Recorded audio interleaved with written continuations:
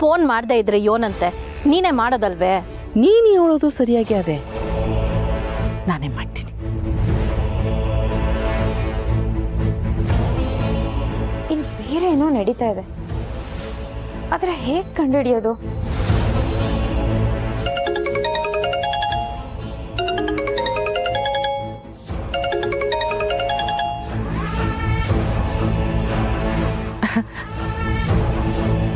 Hello, ಹೇಳಿ ನಂಜ ಅವರೇ.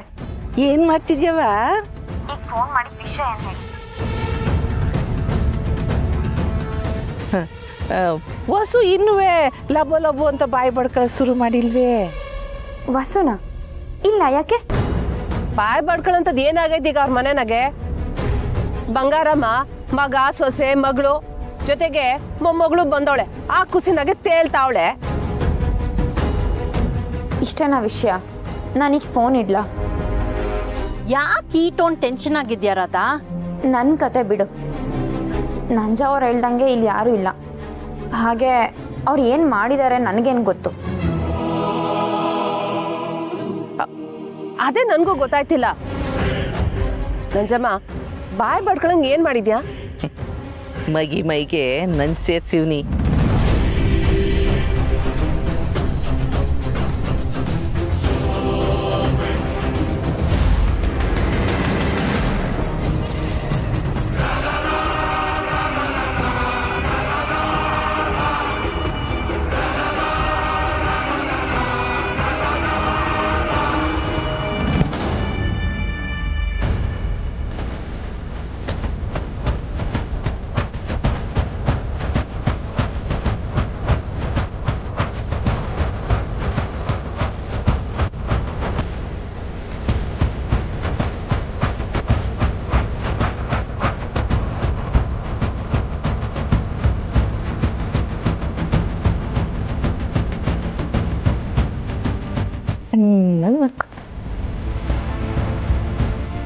ವಾ, ಬಲ್ಲಿದ್ಯಾ ನಂಜಮ್ಮ ನೀನು?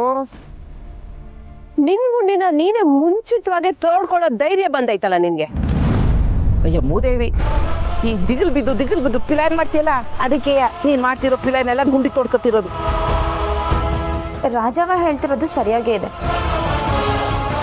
ಅತ್ತೆಗೆ ನೀವೀಗ ಮಾಡಿದೀರ ಅಂತ ಗೊತ್ತಾದ್ರೆ ನಿಮ್ಮನ್ನು ಸುಮ್ಮನೆ ಬಿಡ್ತಾರ? ಹೋಗ್ಲಿ, ನಿನ್ ಮಕ್ಕಳು ಗೊತ್ತಾದ್ರೆ ಅವರಾದ್ರೂ ನಿನ್ನನ್ನು ಸುಮ್ಮನೆ ಬಿಟ್ಟಾರಾ? ಹಂಗ್ ಸಂಶಯ ಬರ್ದೇ ಇರೋದಕ್ಕಲ್ವೇ ನಂಜವ್ವ ತನ್ನ ಸೊಸೆನ ತನ್ನ ಜೀವದಂಗೆ ನೋಡ್ಕೊಂತಿರೋದು.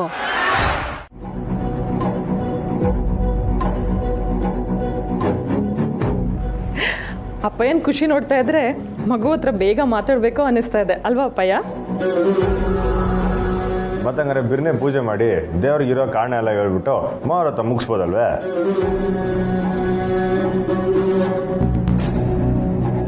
ಅಮ್ಮರೇ, ಅರ್ಜೆಂಟಾಗಿ ಈ ಫೈಲ್ಗೆ ನಿಮ್ದು ಸಹಿ ಆಗಬೇಕು.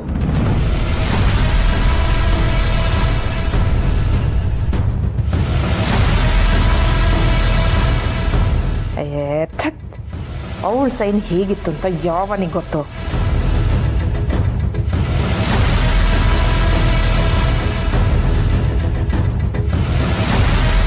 ಅತ್ತೆ, ಪೂಜೆ ಮುಗಿಸಿದ್ಮೇಲೂ ಸೈನ್ ಮಾಡ್ಬೋದಲ್ವಾ?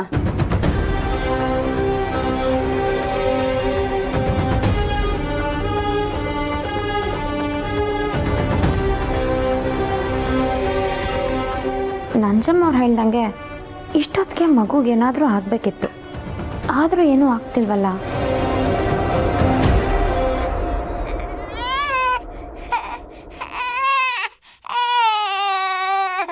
ನನ್ನ ಮುದ್ದು ಸೊಸೆಗೆ ಹಶ್ವಾಗಿದೆ ಅನ್ಸುತ್ತೆ, ಬನ್ನಿ ಅದಕ್ಕೆ.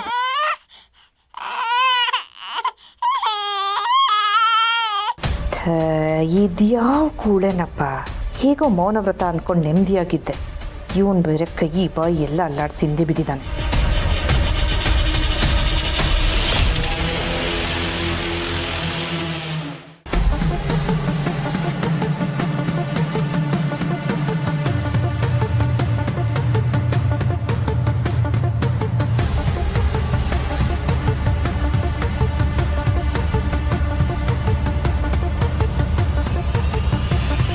ದೇವ್ರೆ, ಕೂಸಿನ ಜೊತೆ ಮಾತಾಡಬೇಕು ಅಂತ ಸಾನೆ ಅನಿಸ್ತೈತೆ. ಈಟೊಂದು ಆಸೆ ಮಾಡಿಕೊಂಡು ನಿನ್ನ ಹೆಸರನ್ನ ಬಳಸ್ಕೊಂಡ್ರೆ ಅದು ತೆಪ್ಪಾಗ್ತೈತೆ. ನನಗೆ ಕ್ಷಮಿಸು. ಇನ್ನೊಂದು ಕಿತ ನಿನ್ನ ಸನ್ನಿಧಾನಕ್ಕೆ ಬಂದು ಹರಕೆ ಪೂರೈಸ್ತೀನಿ.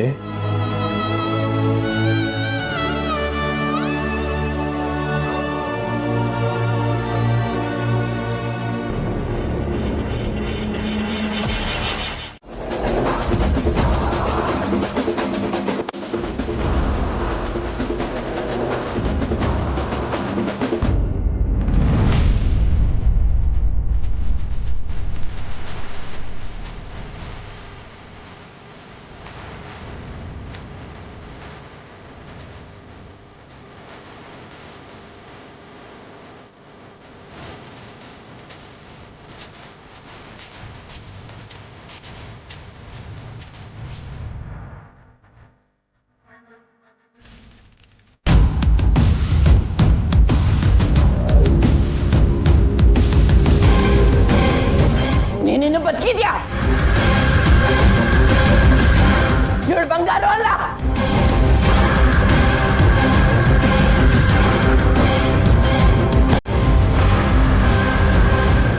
ಹಾಳು ಮಾಡಕ್ ಬಂದಿರೋ ಸಿಂಗಾರು.